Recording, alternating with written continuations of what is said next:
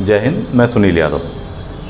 MPPSC वालों के लिए काफ़ी अच्छी खबर है और एमपी में जो भी स्टेट्स के एग्ज़ाम देते हैं, चाहे व्यापम के हों चाहे अदर एग्ज़ाम्स हो, उनके लिए अच्छी खबर है। जो एमपीपीएससी को लेकर खबर आई हुई है उसका प्रभाव निश्चित रूप से कट ऑफ पर पड़ने वाला है।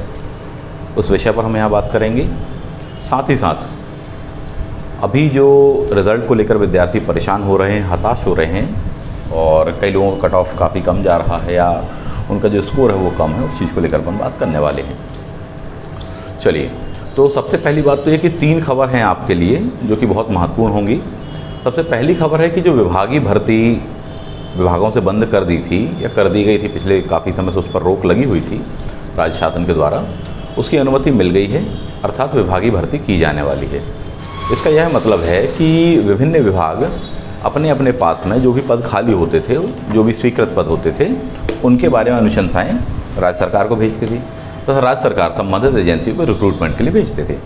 इसी तरह एमपीपीएससी के पास में भी भेजे जाते थे। पिछले 4-5 सालों से हम जानते हैं कि ये इस पर रोक लगी हुई थी जब भर्तियाँ नहीं हो रही थी। यही वजह थी कि एमपीपीएससी में जो वैकेंसियों की संख्या थी वो काफ़ी कम हो रही थी, यदि आप ऑब्ज़र्व करें।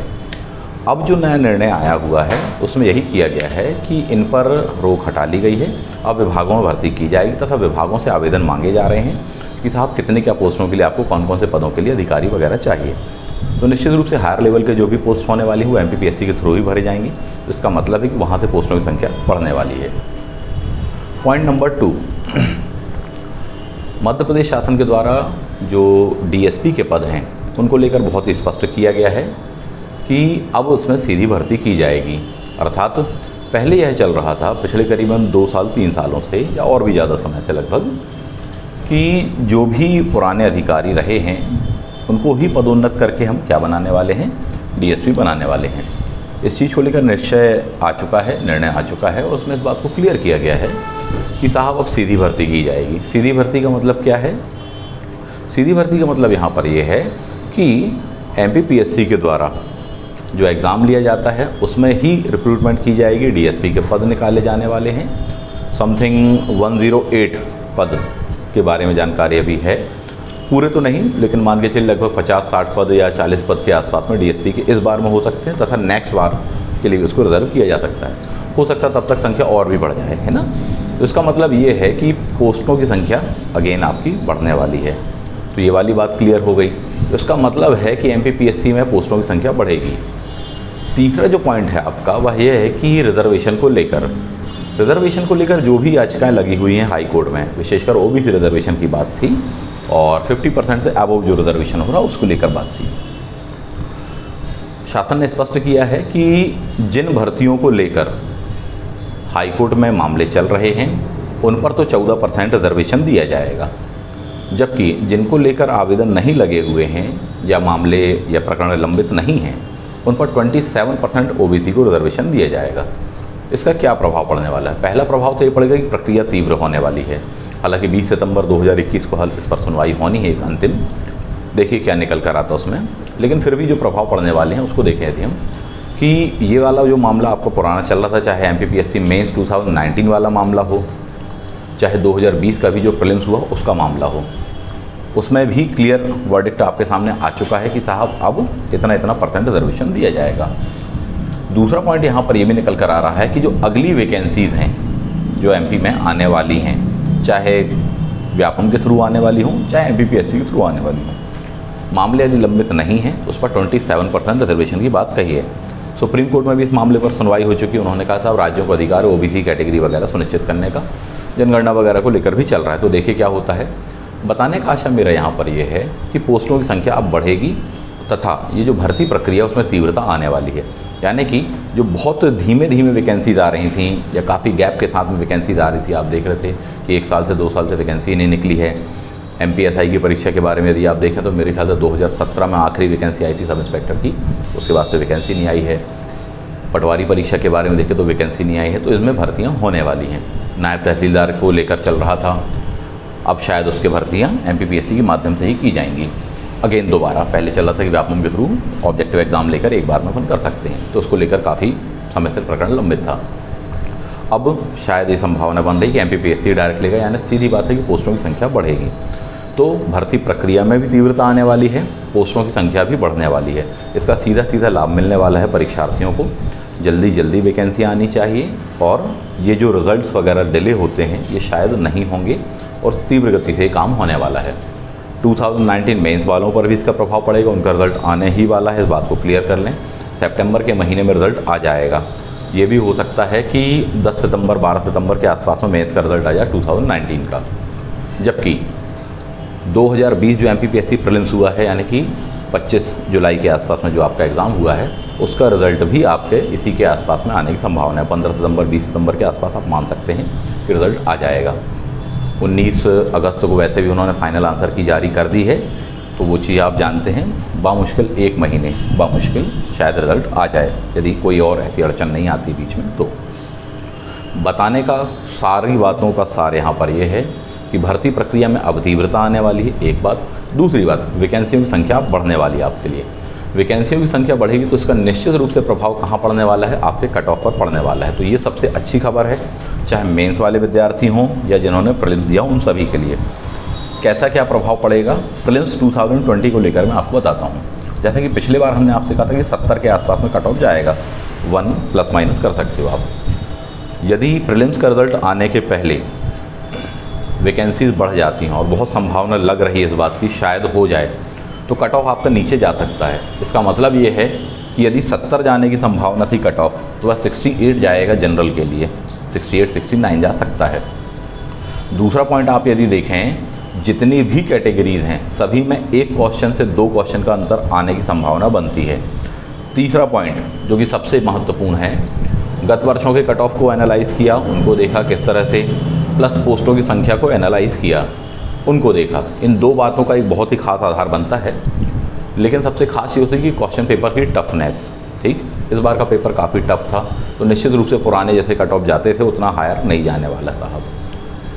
अब यहाँ पर ध्यान देने वाली बात ये है कि जो सबसे महत्वपूर्ण बात है कि लगभग 65, 66, 67, 68 ये वाली जो रो है इसमें सबसे ज़्यादा विद्यार्थी हैं। ठीक है, कईयों के होंगे 74 भी होंगे, 75 भी होंगे। निश्चित रूप से आप में से कई विद्यार्थियों ने बना लिए होंगे, पेपर उनके अनुरूप शायद रहा होगा। बताना मैं यहाँ पर ये चाहता हूँ कि जिनके भी आप अगर ऑब्ज़र्व कर रहे हैं तो 65 से लेकर 68 की जो रेंज आ रही है, यहाँ पर काफ़ी विद्यार्थी आ रहे हैं अकॉर्डिंग टू न्यू आंसर की जो आयोग ने जारी की है 2nd नंबर वाली। इसका मतलब यहाँ पर ये निकल कर आता है कि मान लीजिए सबसे ज़्यादा परीक्षार्थियों की संख्या इतने रेंज के बीच में आ रही है, तो जो लास्ट कट ऑफ होता है वो सबसे आखिरी वाले विद्यार्थी के जो भी नंबर होंगे, ठीक है, फॉर एग्जांपल मान लीजिए कि 10 पोस्टों के लिए लेना है, 15 गुने लेते हैं। मान लीजिए कि जो पहले नंबर के बंदे को अपन ने लिया उसके नंबर थे 75 थे। ठीक है, ऐसे करते करते आप पहुंच गए कहाँ पर, जैसे आप 10वें नंबर का जो बंदा हम ले रहे हैं, ठीक है, उसके नंबर आ रहे हैं 68 आ रहे हैं। क्लियर। अब इस बात को समझिए कि यदि वो जो 10वें नंबर का बंदा है उसके 68 हैं, प्लस 68 जितनों के आ रहे होंगे, अब वो चाहे 20 लोग और हों, 30 हों, 35 हों, 40 हों, 50 हों, उन सभी को मेंस देने का अवसर मिलता है। तो इसका बहुत बड़ा प्रभाव पड़ता है। इस प्रक्रिया को, इस कैलकुलेशन को बहुत अच्छे से समझ लीजिए। यानी जो लास्ट कट ऑफ होता है, ठीक है, जो सबसे निचला कट ऑफ होता है हर कैटेगरी का अलग अलग, उतने नंबर जितने भी विद्यार्थियों के होंगे उन सभी को देने मिलेगा। वहाँ 15 गुने को काउंट नहीं किया जाता। इसका मतलब ये है कि मान लीजिए कि लेना था कुल विद्यार्थियों को अपन को 2500 विद्यार्थियों को, लेकिन वो जो 2500वें नंबर के विद्यार्थी है उसका 68 आ रहा है और उतने ही विद्यार्थी 300 और भी हैं। तो यानी कि ना केवल 2500 वो लिए जाएंगे, 300 विद्यार्थी जो और भी हैं 68 मार्क्स वाले, उन्हें भी लिया जाता है। तो यहाँ पर इस नियम का अपवाद आप कह सकते हैं देखने को मिलता है। 65 से लेकर 68 की रो वाले बहुत विद्यार्थी हैं। तो निश्चित रूप से, खासकर जनरल कैटेगरी के बारे में बात कर रहा हूँ, निश्चित रूप से यदि इतने के आसपास में कहीं कट ऑफ ठहरता है तो 15 गुने से ज़्यादा विद्यार्थी आने वाले और उनको लाभ होगा। और ये बात सभी पर लागू होगी, जनरल पर भी लागू होगी, ओबीसी पर भी लागू होगी, मेल फीमेल कैटेगरी पर भी लागू होगी, समस्त जितनी भी कैटेगरियाँ हैं उन सभी पर लागू होगी।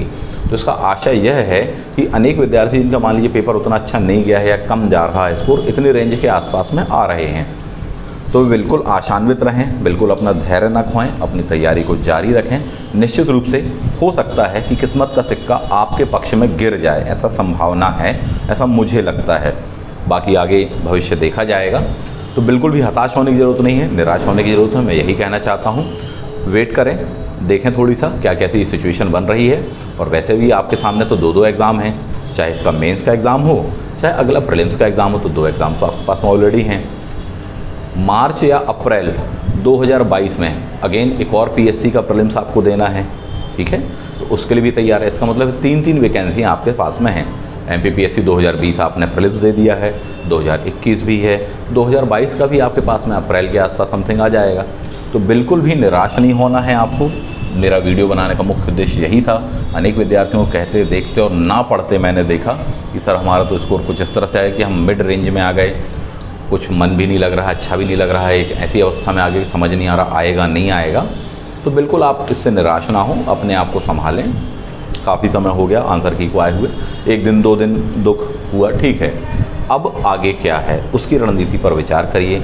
चाहे मेंस का हो चाहे प्रीलिम्स का हो, चाहे किन्हीं विद्यार्थियों को दोनों ही देना, उस पर विचार करिए। प्री कम मेंस की अप्रोच ही लेकर चलिए। समय है आपके पास में, अच्छी स्टैंडर्ड की जो टेक्स्ट बुक्स कहलाती हैं, जो मैंने पिछले वीडियो में बताई हुई हैं, उनको ज़रूर पढ़ लें आप, क्योंकि फैक्ट आप रट सकते हैं लेकिन कॉन्सेप्ट जो होंगे वो कभी भी आपको वहीं से मिलने वाले हैं। तो इस बात को आप समझें, बिल्कुल भी हताश ना हो इन चीज़ों को लेकर। टेक्स्ट बुक पढ़ने का फ़ायदा ही ये होता है कि आपको उन्हें रटना नहीं पड़ता, ऑटोमेटिकली उनके कॉन्सेप्ट आपको याद रहते हैं, लॉन्ग ड्यूरेशन में याद रहते हैं। टेक्स्ट बुकों में से हम देखते हैं कि प्रीलिम्स को लेकर क्वेश्चन हो, चाहे मेंस को लेकर हो, चाहे इंटरव्यू को भी क्वेश्चन हो, लेकिन लॉन्ग टाइम में आपको उसका लाभ मिलता है। समय भी आपके पास में, बिल्कुल निश्चित रूप से आप उसको पढ़ सकते हैं। टेक्स्ट बुकें कैसे पढ़ी जाती हैं, मोटी मोटी पुस्तकें कैसे पढ़ी जाती हैं, मैंने आपको बताया हुआ वीडियो में, आप उसको देखिए, बहुत ही आपके लिए वो लाभदायक होने वाला है। तो सारी बातों का यहाँ पर सार ये है कि आपको निराश नहीं होना है, आपको अपनी तैयारी को जारी रखना है। बहुत सी वैकेंसीज़ आने वाली हैं, MPPSC के माध्यम से भी आने वाली हैं, प्लस अदर जो बोर्ड्स हैं उनके माध्यम से भी आने वाली हैं। कट ऑफ निश्चित रूप से पोस्ट में बढ़ जाने के पश्चात में आपका कम जाने वाला है, प्लस जो 65 से 68 वाली जो मैंने आपसे रेंज कही, उसमें काफ़ी विद्यार्थी होने के कारण अनेक लोगों को इसका लाभ मिल जाएगा। क्योंकि एक्स्ट्रा ऑर्डिनरी विद्यार्थी बहुत ही कम रहे हैं ऐसे जो कहेंगे सर हमारे तो सीधे 75 आ रहे हैं, होंगे किसी के, हो सकते हैं, मना नहीं करो उस बात को। लेकिन जो एक एवरेज की हम बात कर रहे हैं, यहाँ टॉपर को नहीं लिया जाता है, यहाँ तो टॉपर में लास्ट वाले को लिया जाता है ना, पोस्टों के अकॉर्डिंग। तो वो जो रेंज बन रही है 65 to 68, जितने भी विद्यार्थी हैं बिल्कुल आशान्वित रहें। निश्चित रूप से इस बात की संभावना है, ईश्वर की कृपा रही तो आपका कॉल आ जाएगा और आपको मेंस देने मिलेगा। मेंस देने मिलेगा तो उसकी तैयारी अभी से रखो, क्योंकि रिज़ल्ट का वेट बिल्कुल भी मत करिए, बिल्कुल मत कीजिए, मूर्खता मत कीजिएगा, गलती मत कीजिएगा। अनेक विद्यार्थी यही करते हैं कि सर रिज़ल्ट आ जाए उसके बाद हम तैयारी करेंगे। आप ये जो कीमती समय खो देंगे तो आपका पूरा टाइम मैनेजमेंट बिगड़ जाएगा और कम समय में तैयार करना बहुत ही मुश्किल होता है। चाहे आप बिगिनर हों, चाहे आप सीनियर मोस्ट रहे हों कि साहब 5-5 मेंस दिए हैं, 6-6 मेंस दिए हैं, क्वालिफाई हैं, कोई फ़र्क नहीं पड़ने वाला। समय एक बार गंवा दिया आपने तो बड़ी दिक्कत होगी। तो अभी से तैयारी में लग जाइए। पहले ही बता चुका हूँ, हमारे पास में प्रीलिम्स को लेकर बैचेज़ अलग हैं, प्री कम मेंस बैचेज़ अलग हैं, मेंस को लेकर स्पेशल बैचेज़ हैं। ये सारी बातें हम पहले की वीडियोज़ में बता चुके हैं। एडमिशन ओपन है, लगातार विद्यार्थी आ रहे हैं, तो यदि आप उसका लाभ उठाना चाहें तो बिल्कुल संपर्क कर सकते हैं। तैयारी को अपने एक नया आयाम दीजिए, अच्छे से फोकस कीजिए। चाहे 25 जुलाई वाला रहा हो आपका, उसमें आपका क्वालिफाई हो जाए, नहीं तो नेक्स्ट नवंबर दिसंबर में फिर है, उसके बाद में नेक्स्ट आपका अप्रैल के समथिंग आसपास, मई के समथिंग आसपास में पुनः आपका एग्ज़ाम है। तो इससे आपको लाभ मिलने वाला है। एक लॉन्ग ड्यूरेशन की तैयारी को लेकर चलिए। आशा करता हूँ कि इससे आपको कुछ हेल्प मिलने वाली होगी। और यदि आप मेहनत करेंगे, यदि आप अच्छे गाइडेंस करेंगे, अच्छे से मेहनत करेंगे, निश्चित रूप से आपका सिलेक्शन होने वाला है। सिलेक्शन कोई भी नहीं रोक रहा, बस लगे रहना, डटे रहना, हार बिल्कुल नहीं मानना। अब जो वैकेंसियाँ हैं वह आने वाली हैं। कोविड का टाइम लगभग गुजर चुका है और सभी इस मामले को लेकर प्रिपेयर हो चुके हैं कि साहब हमें उसके साथ में ही जीना पड़ेगा। कोविड की लहरें आती रहेंगी, जाती रहेंगी, महीने 15 दिन बंद करेंगे, लॉकडाउन लगाएंगे, फिर ओपन हो जाएगा। तो ये सभी इस मामले में बिल्कुल यूज्ड टू हो चुके हैं। इसका मतलब ये है कि अब वैकेंसीज सारी आने वाली हैं, ठीक है। इकोनॉमिक ग्रोथ भी हमारे देश में काफ़ी ठीक ठाक आ गई है अब, तो ऐसा माना जा रहा है कि गवर्नमेंट के पास में बजट रहेगा, ठीक है। दबाव भी है, अनेक लोग आंदोलन भी कर रहे हैं, बेरोजगार विद्यार्थियों ने भी आंदोलन किया, भोपाल का आंदोलन हम देखते हैं। तो इसका मतलब ये है कि साहब सरकार के ऊपर एक दबाव तो है, तो सरकार इस पर दिन रात काम कर रही है, मैं आपको यही कह सकता हूँ। तो आप अपनी तैयारी को आयाम दीजिए, इस समय का सदुपयोग करिए और निश्चित रूप से एक बेहतर सिलेक्शन उठा के अपने भविष्य को उज्जवल बनाइए। और उसे सिर्फ और सिर्फ आप अपनी मेहनत से ही बना सकते हैं, कोई और नहीं बना सकता। तो इस बात को समझिए कट ऑफ निश्चित रूप से आपके हित में आ सकता है, ऐसी संभावना लग रही है। कुछ दिनों नज़र रखिए, शायद वैकेंसीज बढ़ जाएं, बहुत संभावना है वैकेंसीज बढ़ने की, तो उसका लाभ आपको मिलेगा। तो चलिए इस बात को यहीं पर हम समाप्त करते हैं, और भी जो प्रीलिम्स की सीरीज़ हैं, मेंस वगैरह की सीरीज़ हैं, उस पर भी हम आने वाले समय में इस पर रेगुलर वे में बात करेंगे। Thank you. जय हिंद।